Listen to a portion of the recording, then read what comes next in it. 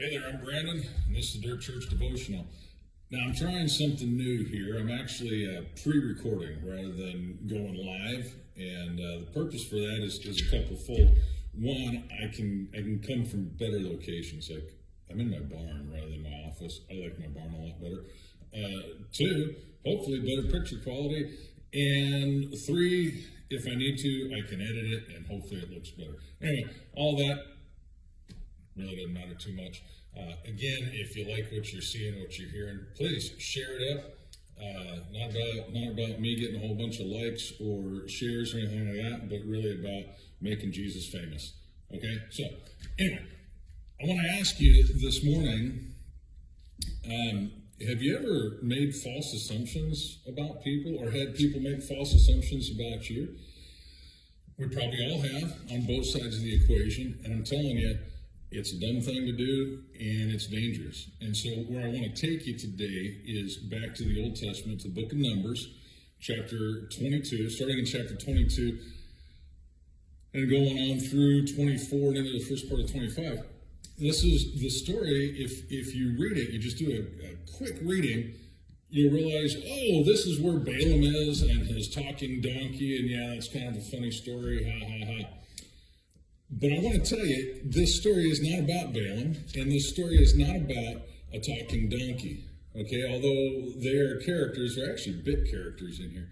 What this story really is about is false assumptions that Balak, king of Midian, made about Israel. And not only about the false assumptions that he made, but also about the many times that God tried to prevent him from destruction. All right, now in there, Balak makes this comment to Balaam, and I think it's in the 24th chapter. He's getting really frustrated because Balaam hasn't cursed Israel, he's blessed him. And Balak says these words. He says, I called you to curse my enemies, but instead you've blessed them. What's the false assumption? The assumption there is that Israel is his enemy. Where did he get that idea?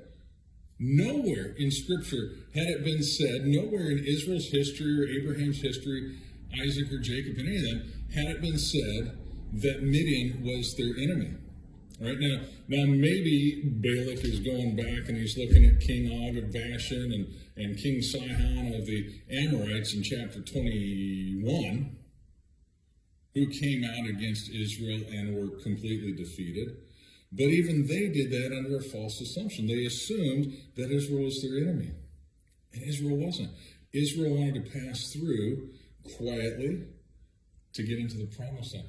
Do you realize that the land of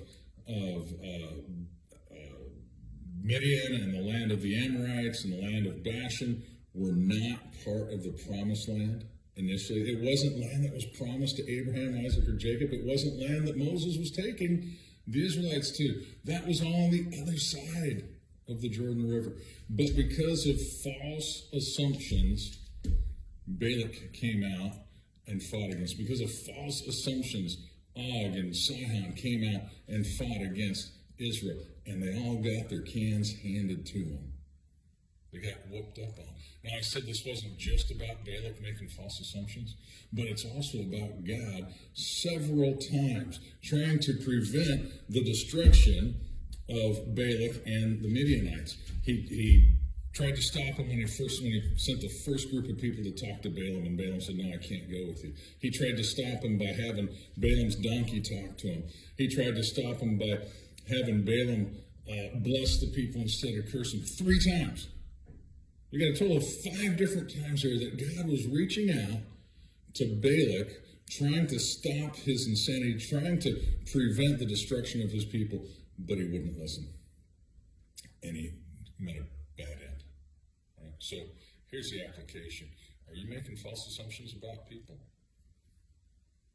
Maybe God's trying to stop you and wake you up. Maybe even through this little video, he's trying to stop you and wake you up. Stop making those false assumptions. Get some facts behind you. Don't just run off with the crowd.